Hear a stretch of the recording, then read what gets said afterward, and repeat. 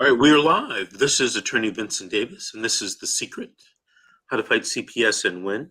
I'm joined by my two co-hosts, Miss G from Los Angeles County, California. Hello, Miss G. How are you? I'm good, thank you. Good, good. And we have our other host, Mr. Darren Guy from Maine. How are you, Darren? I'm doing well, Mr. D. I'm up here in Maine, braving the oncoming winter. It was a whopping 65 today. Oh, okay.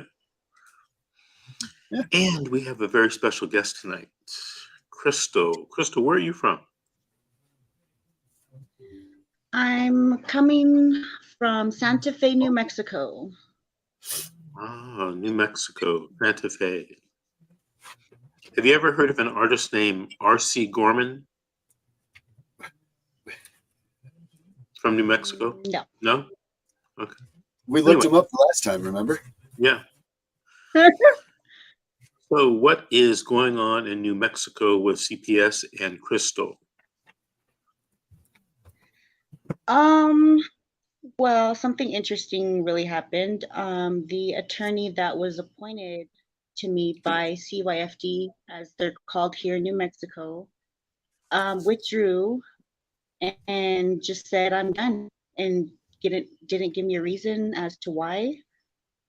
I've done a parenting class, and I requested visitation, and when I got to the building, since I don't have representation, I was filming in the lobby, and because I was filming, they canceled the visitation on me, and they said, you can't see your sister.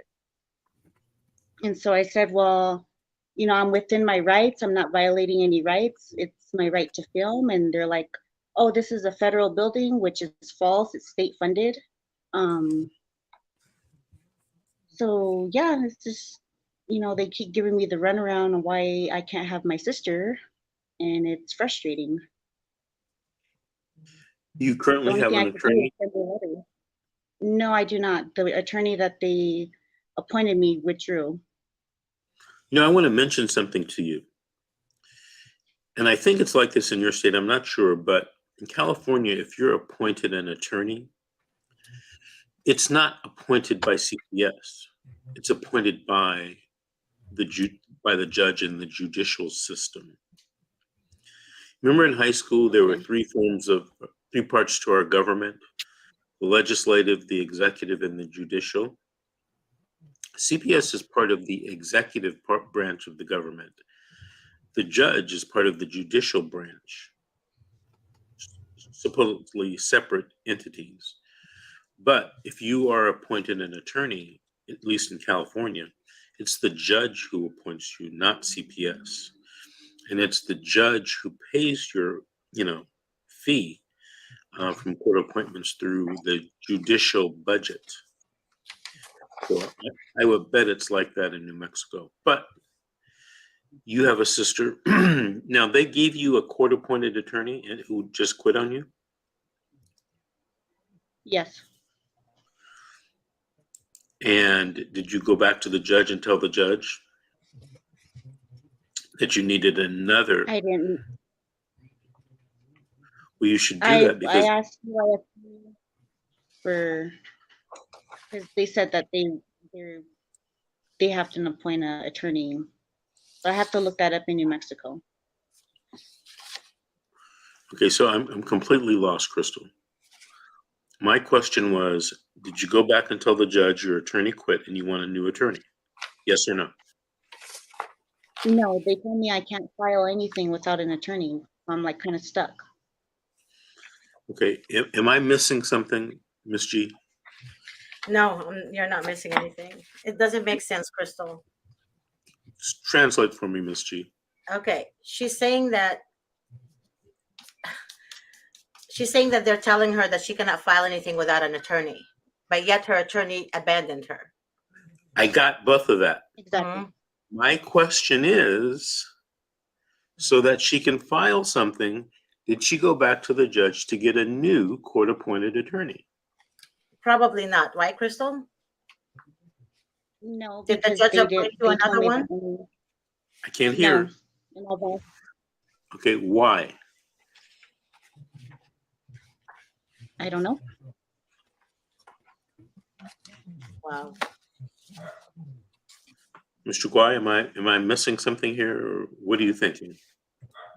I was trying to find the video laws for New Mexico myself, but well, I was just going on that angle while you guys were talking about that.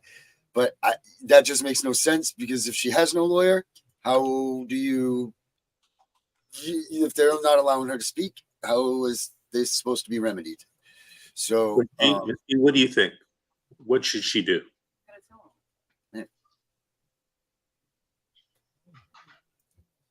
She should go ask the judge for another court-appointed attorney, or hire her own attorney. right, but I thought she had said that she tried to do this, and they said that they wouldn't allow her to do it. Did I miss that one? No, Oh, so she has not gone yet. no. Oh, go to the courthouse and tell them. Go see the clerk. Tell the clerk what's going on. Someone will listen. My case is sealed. They said my case is sealed, so I can't do anything. And then I had an attorney to file anything. I can't file anything myself. Casey, I'm missing part of the story. Maybe I'm too slow to understand what's going on. Georgette, woman to woman, what's she telling me? Crystal, we're being put on the spot here. We, woman to woman, Crystal. I'm going to speak for you, okay? Woman to woman. Okay. So Crystal went to court. They told her her file is sealed. The file is sealed. But I don't think that they want to help her, because she is the sister of the child, and most likely the child is, how old is your sister? She's 16 and a half. How 16 old? and a half. Oh, wow. Sorry. She's old. I mean, she's not a baby. You know what, Crystal, when you told them that you would like to get a new counsel, right, to replace the other one, what did they tell you? Let's ask it that way. That they're looking for somebody.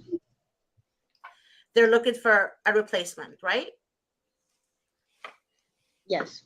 Okay. So if they're looking for, Sorry, that's me. if you're looking for a replacement, did they tell you how are you going to be notified? If the social worker is going to notify you, or how are you going to get the information? They didn't say anything.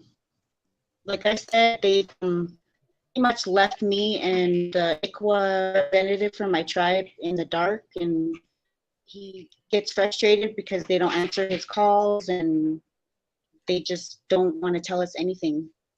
Well, if the tribe is involved, then they know what to do. Because if your sister is part of a tribe, that's against the law. They can't do that. They actually have to communicate with that person. And he should know what to do. He or she should know what to do. And there is no such thing, they don't know what to do. They go through this a million times. Crystal, what tribe do you belong to? The Cheyenne and Arapaho tribe of Oklahoma. The Cheyenne what? It's like the Cheyenne and Arapaho tribes of Oklahoma. Okay. Hey, Crystal, I think you might have the same internet provider as Mr. Guai. I knew you were going to say that too. I knew that was coming. It's actually raining outside. New Mexico is having a lot of storms because of the hurricane in Mexico. So we're getting that moisture.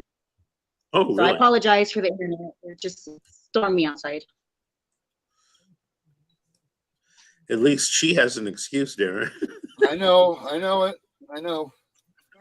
Can you go and prepare in New Mexico? Can you represent yourself? Well, I don't think you should, but is that an option?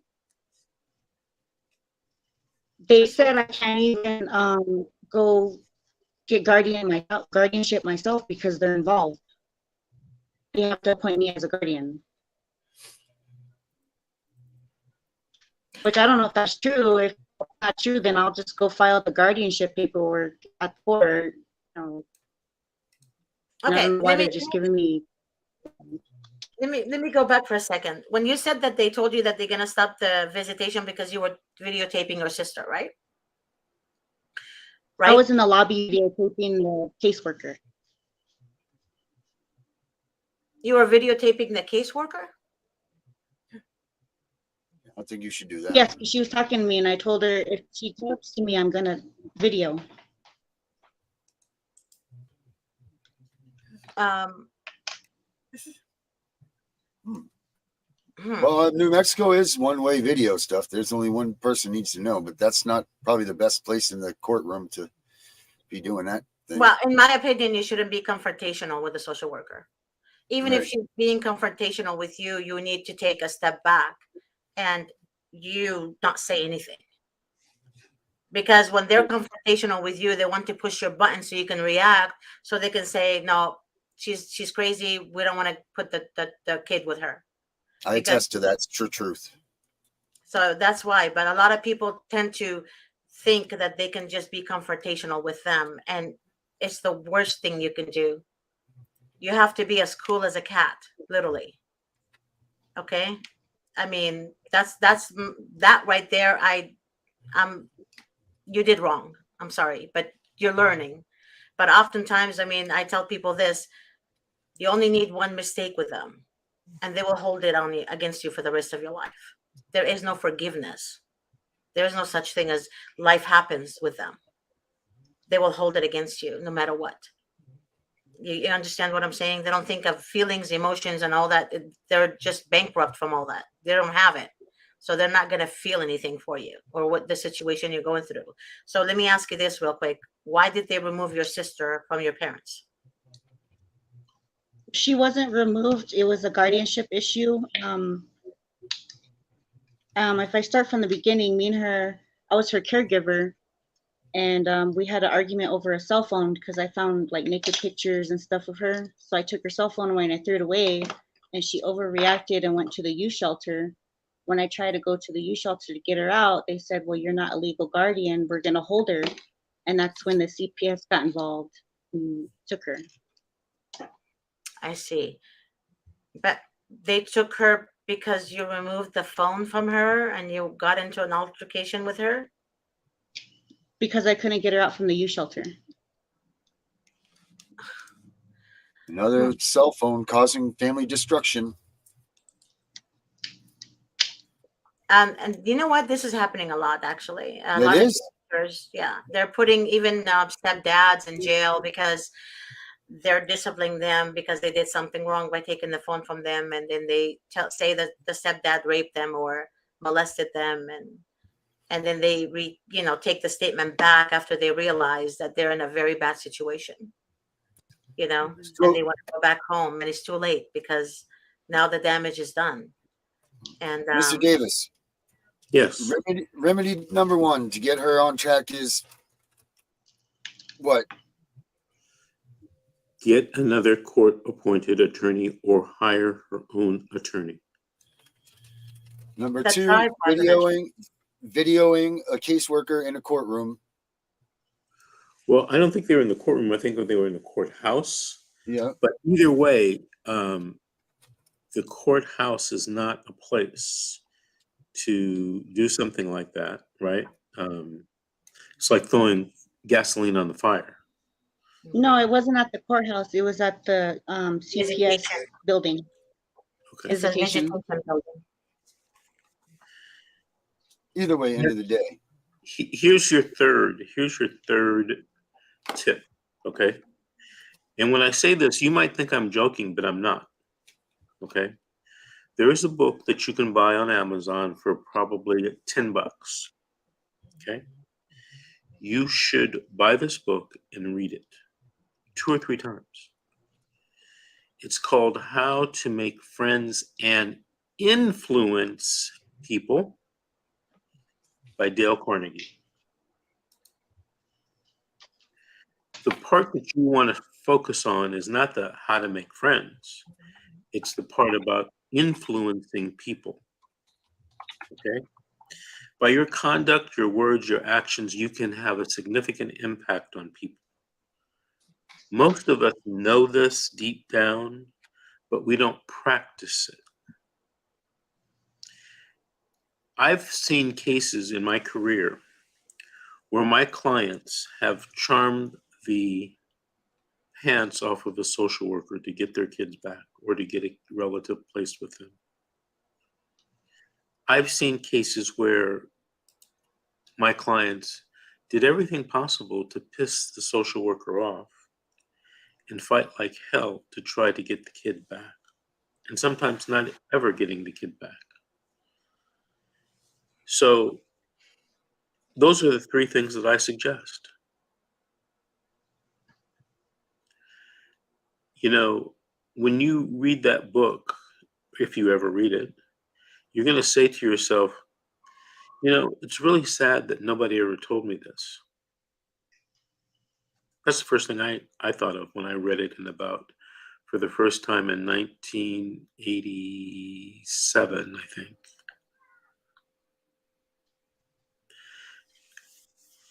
I've told many people this, and I've said this on the show many times. These cases are not won just in the courtroom. They're won outside the courtroom. And it depends upon your interaction with the social worker. Do you remember being in school as an elementary student? You would sometimes bring an apple to the teacher. Mhm. Remember those stories? Why'd you do that? You wanted to make friends with the teacher. You wanted to get a good grade. You wanted something from the teacher. Now we grow up and we forget the rule of reciprocity. And we deal with social workers and we do not remember the apple and the teacher story. Now, I'm not saying kiss anybody's ass. I'm not saying make them your friend, because you're not going to be able to, right? But there's a certain decorum that you should be following when dealing with them. You know, unfortunately or fortunately, everybody, including social workers, likes respect, Mhm. right? They say, and I don't know if this is true or not, that judges become judges because they want respect and power. Most judges didn't go become a judge because of the money, make more money in private practice, right? So you have to understand human nature. And the reason why I'm bringing this up now, because I was taking a course recently, and one of the things the guy said is, you have a poor understanding of human nature. You got to understand how people react and act and how to influence that. You can do it. It's just whether you want to do it or not. You're too young to know this, but there was a story about a woman named Patty Hearst. Patty Hearst was the daughter or granddaughter of William Randolph Hearst, who was the richest man in the world. She was kidnapped by the Symbionese Liberation Army, which I believe was a violent offshoot of the Black Panther Party in Los Angeles. The next thing you see after, I guess, weeks, you see Patty Hearst with a weapon with other Symbionese Liberation Army members robbing a bank. Now, during the time that she's kidnapped, she was basically brainwashed. I only bring that story up because anybody can convince anybody of anything. It just depends. You know the techniques. Do you want to implement the techniques? And, you know, how bad do you want to win? Do you want to win or do you want to be right? Because they're not the same thing. So I'm looking at you, you look like a normal person, you know, and I'm thinking, why can't she have her sister? Well, there's no reason other than the social worker has determined this for whatever reason. Who knows? You know, I don't know. Social worker may not like the color of your hair. Social worker may not like you because of something in your background. I don't know. But there's a reason. Now, it may not be a valid reason, and a lot of times it's not, but they have reasons. I was in a courtroom the other day, and I was making an argument to the judge. And in this particular case, the judge did not agree with me. Okay. I didn't get upset and stomp my feet, right? I still showed respect because the case wasn't over. But I wondered in my mind as I left the courtroom, how could this judge possibly not understand my argument, right? I don't know. Frequently, judges don't agree with me. And frequently, they have their own views of the law and life and what they believe protecting children should be. And that's what they're paid for. They don't all the time agree with me. But the question and the issue becomes, if they don't agree with me, how can I get them to agree with me, at least on the next hearing? And what I find is you can convince people, social workers and judges, of certain things. You can. You just got to change your strategy. If one strategy doesn't work, don't keep going with the strategy. Change it. Even if it means eating the humble pie. Because the goal here is to get the kid back home.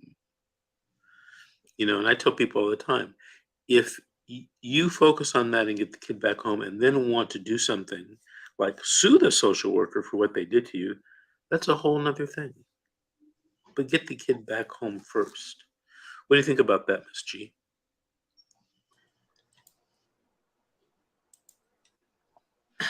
Yes, get the kids back home first. Yes. Put your pride aside. Yes, I agree with you. The only thing I disagree with you on is, with all due respect, is the fact that judges think they know what they're doing for the best interest of the child. Let's not forget that the judges and state judges and county social workers, who are entities through the state, are so used to the money coming in that judges are blinded to what is the best interest of the children, really. Because if there is any interest of the children, they would make the right decision, the rational decision, to return children home for the right parent, not just assume. And the social worker hearsay words are solid, like reality or factual. And that's what I disagree with you on. So I don't believe any judge will ever make the right decision for the children. Mr. Guy, what do you think? Well, I'm gonna have to. I the other day when I found out that the children's best interest is partially determined by the judge's discretion, I'm gonna have to agree with Miss G on this. That why is it the judge all of a sudden is the one that can play God at the end of the day? Instead, when the judge has facts right there, they go up against these facts. If a counselor says that a parent was good, they say, well, in the best interest of the child. Even though the counselor said this person's completed, done what they were supposed to, the judge can still wipe away the facts and, by using their own discretion, decide that you can't be the possessor of your child. Mr. Guy, you say that why do judges get to make the decision at the end of the day? You know why? Because they're the judge. Because we have, as a society, and the laws have given them that power. Yes, we have. And that discretion. So if you want to change that law, what do? We're going to jump on board the Davis March to Washington, and we're going to get this signed up to find out November what we can do to change this thing, turn it around. Little baby steps maybe, but it's going to be the right steps because nothing else has been working for the past. So we got our gears and our sights set forward, and that's what we're going to do. Yep. Now, let me get back to Crystal. Crystal, did you have any other questions for me or my co-host tonight that we can answer for you? Yeah, So I know in the future, don't do this again. I asked for another visit with my sister next week, and I informed our IWA rep from our tribe, because keeping them in the loop, that I requested another visit. So I'll see what they say. I didn't mention this, and I should have mentioned this in the beginning. In California, they have something called Welfare and Institutions Code Section 388. And at any time, if you want to change an order or get some type of affirmative relief, you file that. It's kind of like a get out of jail free card, so to speak. I would bet $1 that they have the same type of thing in your state, in New Mexico, but they probably call it something different, right? A different name, because it's a different statute. And you call your statutes this, we call them that, and Maine calls them this. But it's all the same concept, because it's all based upon federal regulations from the Department of Health and Human Services. In your journeys this coming week, what I would find out is what is the corresponding law in New Mexico to Section 388. Talk to a lawyer, file that type of petition and ask for relief, which would be visits with your sister and or placement of the child. If the 388 is granted or if your petition is granted for a hearing, you will be able to present evidence to the judge to show that the social worker has made a bad decision. But the only way that you're going to do that is if you get evidence and witnesses in front of the judge. One of the witnesses should be your little sister to come to court and testify, get on the stand. She's 13 years old, you said. In my opinion, the judge is going to have to listen to her, not necessarily do what she wants, but the judge is going to have to listen to her. I remember I did a case one time and the social worker wrote in the report that the kid said ABC. All right. My client didn't believe that and wanted me to cross-examine the child. And when I asked for the child to be brought in, I got a lot of flack. Nobody wanted the child to testify because, the child was of tender age and, this would be horrifically damaging to their psychological well-being if they got put on the witness stand. After a lot of back and forth, the judge finally ruled that the child would have to testify, but to some narrow questions. One of the questions I asked was, hey, did you tell the social worker this? No. As a matter of fact, I told her the exact opposite. See how important it is to put the kid on the stand? To ask questions of the child? I've heard of stories where where children were kind of bribed in order to say things. Here's one of the things. Crystal, let's assume you're a 10-year-old. Crystal, unless you tell us that your dad touched you in your private parts, you'll never go home. You'll be adopted by strangers. Now, nobody knows that kind of stuff happens, and we hate to think that kind of stuff happens, but it does. So what do? Because you want to go back home, you don't want to be adopted by strangers, you get on the stand and say, yeah, my dad touched me in my private parts. So you were coerced into making a statement that is untrue. And there's different variations on Disgusting that they do that. So disgusting. There's different variations of this in different degrees. That's why I always liked, when appropriate, and to bring the kid in there, put them on the stand and ask them questions. Because you'll learn some of the craziest things. I've told this story before, and I'm going to tell it again because we have time. This probably happened 20 years ago. I represented a guy who was a gang member, Mexican gang member. And he was accused of sexually abusing his daughter. And my guy says to me, Mr. Davis, I didn't do it. I swear to you, I didn't do it. Now I have to tell you something. 20 years ago, he's telling me this. The social worker says the kid said that all of this, blah, blah, blah. Kind of hard to believe that this kid is lying. It's 20 years ago. So I figure, the guy's insisting on a trial. So we have a trial. Everyone's trying to convince me not to have a trial. All of the other attorneys. In this particular case, the person that was a judge, he didn't telegraph what he thought one way or another, but we had a trial. We brought this child in, and I think she was about 6 years old. And the prosecuting attorney goes through all of the allegations, and the kid says, yeah, my dad touched me, my dad did this, blah, blah, blah, blah, blah. So it's looking really, really bad for my guy. And it comes my turn to ask the kid a question. And I said, well, I thought to myself, I got to really go for the gusto. I got to go for the grand slam home run here. And I asked the girl, I asked her some preliminary questions. And then I said, hey, you see that guy right there? And I'm pointing to the judge. I said, he touched you too, didn't he? Wow. She looks at the judge, looks at us, and says, like she doesn't know what to say. And then she says, yeah, he touched me too. And then there was another male attorney on the case. I pointed to him.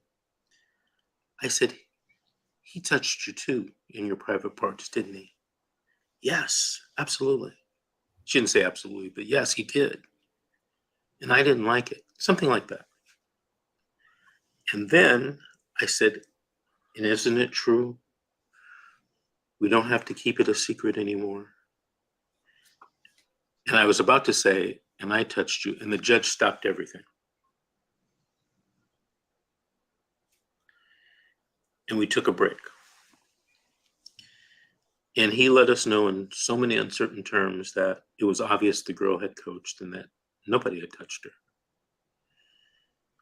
But here's what was very interesting. This particular judge wanted to know, where did she get this story from? So after a while, we bring the kid back in, and the kid says, oh, my grandma told me to say these things about my father. Grandma was the grandma of the mother. I had dad. Grandma hated dad because allegedly he had abused the mom, had gotten the mom hooked on drugs. There was some talk about him prostituting the mom. And she wanted to do everything to keep the dad away from the daughter, this little girl. So she convinced her to tell these stories. Now, that's an extreme example. How many times do you think less extreme examples happen in our court system? A lot. In the last 5 years, maybe 6 years, I've been paying attention to things like that. And I'm really shocked about things that happen with foster children and how they are sometimes convinced to come into court to say things that aren't 100% accurate. And I've come to the conclusions that in a lot of cases, it's not necessarily the social worker who does it. It's the foster parent at the behest of the social worker. Mm-hmm. Something that you would have never thought about. But that's like almost the perfect crime. You talk to your favorite foster parent, who you pay money to, right? These people are professional foster parents. They don't make money unless the social worker gives them kids. And they somehow suggest or convince or brainwash the kid into just telling that story just a little bit different. And then when we put that kid on the stand or give them the forensic interview, you think you're hearing the truth from the mouth of babies. And you're not. You're not, because you don't know what's going on with that kid at the foster home or in the car with the social worker, at the park with the social worker. You just assume that everyone's acting, professionally, morally. And it's not always true. Now, does this happen in every case? I don't know. But I have been involved in situations like that sexual abuse case where it does happen. Now, I'm going to tell you something that I'm ashamed to admit. And I've mentioned this before too. You know the guy that was in the Mexican gang who was accused of sexually abusing his daughter? I tried, like you wouldn't believe, to convince him not to have a trial because the evidence against him was so stacked. And I figured that when I had the trial, I had nothing to lose. Let's go for it. What if what if he took my advice and decided not to have a trial? He would have been branded a sexual perpetrator of a child. He was concerned that he was going to be killed. You don't last very long in jail or prison for, if it's known that you're sexually abusing kids. And on top of all of that, he was in the gang. Yeah. They were putting up with that. So I say that, all of that, Crystal, to say you got to get into court. You got to find out what's influencing your sister, what's influencing the social worker, and get it in front of the judge. I keep losing Crystal. Must be that storm in New Mexico. Anyway. That's just crazy. We're coming to the end of the story of the show tonight. Miss G, anything you want to say or any questions you want to ask? Yeah, somebody actually said something earlier on the comments. Just the social workers make more money if the child is placed in a foster home or adoption. Both. More money, more so for adoption, though. Whoever asked that question, more so for adoption when the child is adopted. But foster homes, they get money daily from the state. I mean, from the federal government. They get funded daily for a child that's placed in a permanent foster home that wants to just have legal guardianship of them until they turn 18, or even college. They stay home with the foster parents through the duration of college, I believe, until age 21. So basically, they make money both ways, but more so in adoption. Just to answer that question. Just wanted to answer that. All right. Mr. Guai, any questions or comments before we end the show? I just I don't know. No, I'm good. I'm actually all right with tonight's thing. This whole thing just irritates me. It's very frustrating that you really just got me on that story that people are actually so sick as to put this stuff into little children's heads that had these problems were not theirs to begin with, that these people can actually, in good trust of themselves and these children and everything, put sickening things into children's head to think about and then make them lie about on a stand, to not only put an innocent person on the lynching post, but to create such nasty thoughts in a child's head. I mean, I hope that these people that they do this, that there's justice on the other side, that they aren't put into trouble for doing this. Is there at least that at the end of the day? Is there that story that you can say that there's justice? Got to talk to God about that one. Well, I know a lot of people there that are in between here and God that make sure that they'd hear it first. You know, there was one thing I didn't mention in the story, which I usually mention. So you know that grandma that allegedly told the kid what to say, convinced her what to say? She was in law enforcement. Go figure. Knew what to say, how to say it, and how to coach them. I am sure, Mr. Guai, you have seen similar things in life outside the CPS realm. Yes, sir. Human nature. Crystal, we have you back. Must be a break in the storm there in New Mexico. Do you have any last questions or comments? In the previous video, I had mentioned that our birth mother was in rehab, and now she's out of rehab, and she does video conferences with the caseworker every Wednesday. And she's saying the same thing, you know, she wants my sister back with me, you know, because I'm stable, I have my own home. And we gave a list of relatives to the caseworker, and we still haven't heard back because the excuse is, oh, your sister doesn't know them. Of course, she's not going to know every single family member, you know. Right. She didn't know the foster parents either. Right. Facts. Exactly. Crystal, I can't stress enough that you should find an attorney who is familiar with CPS cases and talk to them at least for free consultations. Maybe you can convince that attorney to represent you. Okay? There is if you Google Indian tribe attorneys in New Mexico, you're gonna find a few.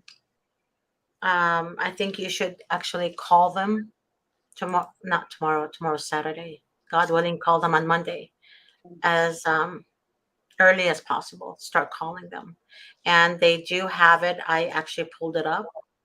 I'll be happy to email it to you if you like. But you need to actually, call them. They will help you because I was reading it while Davis was speaking. Attorney Davis was talking to you, and they have funding for the tribes. They have funding. They have all kinds of funding. That's true. That she's right. You should talk to your tribe about giving you funding to get an attorney. It's right here. They can't say they don't have it. It's right here. They can't lie. So they need to step it up because that's their blood. That's the whole idea of the tribe, is protecting the children and the families because they don't want their blood to be messed with anyone else. So, or eliminated. Exactly. So she's not there. I'm talking to myself, but no, well, there's other people listening, Miss G. Oh yeah, okay, yeah, that's right. Totally forgot it's live. I swear to God, I'm so tired. It's just going to last forever on the internet.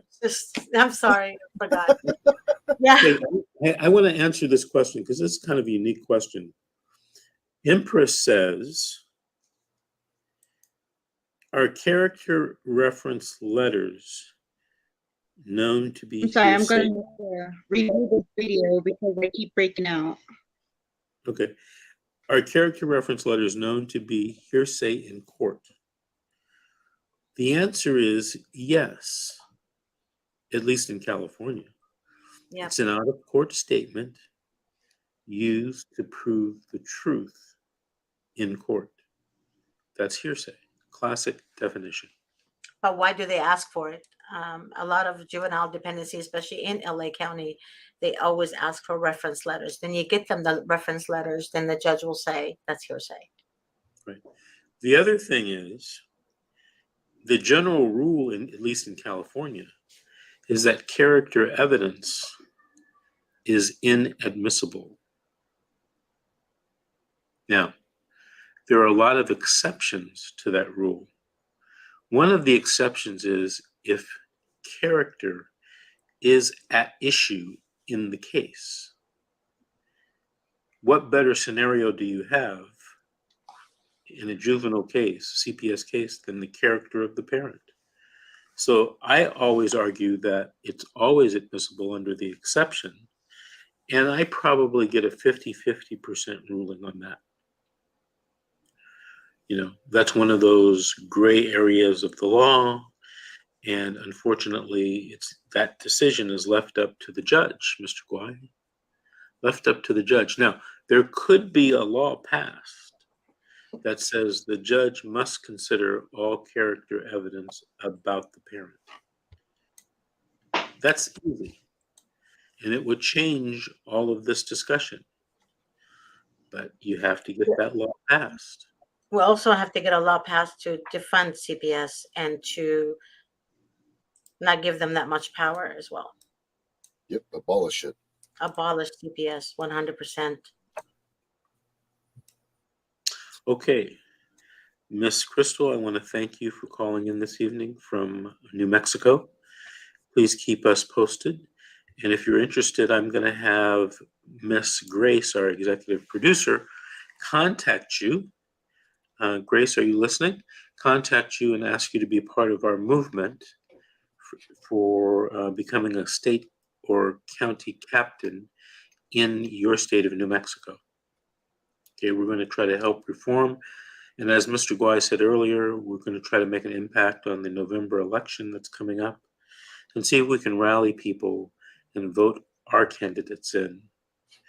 And I made a new rally speech. Okay. Crystal, Absolutely. I don't mean, forget to call we just fought for ICWA, so I would be, fight for you guys also. Perfect. Before I get back to Darren, there's one thing I wanted to say. It's not going to be this month because I've already given topics, I think, to Connie. Is it Ruguli? Ruguli. Who did such a fine job at our last seminar. But I'm going to ask her to do a presentation for our state and county captains on how to lobby politicians to get, laws changed and to get our candidates into office. Okay, Mr. Guai, before we sign off tonight, you wanted to say something? Yeah, this is my new call to arms for the Davis run. Says, ladies and gentlemen, today we gather not as just individuals, but as a nation united by a cause that strikes the core of our values and beliefs. We stand here to address a profound injustice that has left countless families shattered and hearts broken. It is a tragedy that has often unfolded in silence, away from the public eye, but its impact reverberates through our land. We are here to acknowledge the pain of those who have lost their children to the Child Protective Services, a system that was designed to protect, but has in many instances brought about deep sorrow and despair. Mr. Davis, you and I share a responsibility to recognize that while the intentions behind these actions may have been rooted in good, the outcomes have been far from it. We are called to acknowledge the pain, to bear witness to the anguish, and to come forward with the courage to speak up for those who have been silenced by the system. The question echoes through the ages. Why don't people know when we have been defeated? This question, posed by the ancient Roman senator Cornelius Tacitus, holds its relevance in our time as well. The answer, my fellow Americans, is resounding. We, as proud nation built upon the ideals of freedom, disobedience, representation, and accountability, can never accept defeat when it comes to the rights of our citizens, especially the right to family unity and happiness. Our history has been written with the ink of determination and the blood of sacrifice. Our soldiers have laid down their lives to defend our cherished freedoms. And we, as taxpayers, have contributed our hard-earned dollars to uphold the promise of a just society. So why then should an agency with limited accountability be allowed to operate in a manner that tears families apart, contrary to the very essence of our Constitution and Bill of Rights? Let us be clear. Every person violated by Child Protective Services has been denied their inherent rights to life, liberty, and the pursuit of happiness. The courts, designed to be a beacon of justice, often fall short in their duty to remedy these wrongs. What was meant to protect the vulnerable has sometimes become the instrument of pain and division. Children torn away from their families, innocence shattered, dreams deferred. This cannot be the legacy we allow to persist. My fellow Americans, we are confronted with a pivotal moment. The voices of those who are suffering and struggling to regain custody of their children are rising. Their calls for help and justices are echoing across our land. And today, I implore you, Mr. Davis, to lend your formidable platform and influence to their cause. You have built an empire that resonates with millions, an empire that can be wielded not just for success, but for significance. Imagine the impact, the transformation, the healing that could be achieved if you were to raise your voice as a fierce advocate for these families. Imagine being the driving force that unites us in the fight against a broken system. This is not just an opportunity for you to shine, but to illuminate the path for those whose voices have been stifled by adversity.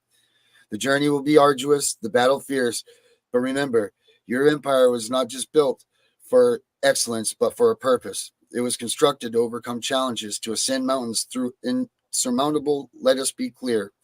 Change is possible, but it requires champions of courage and compassion.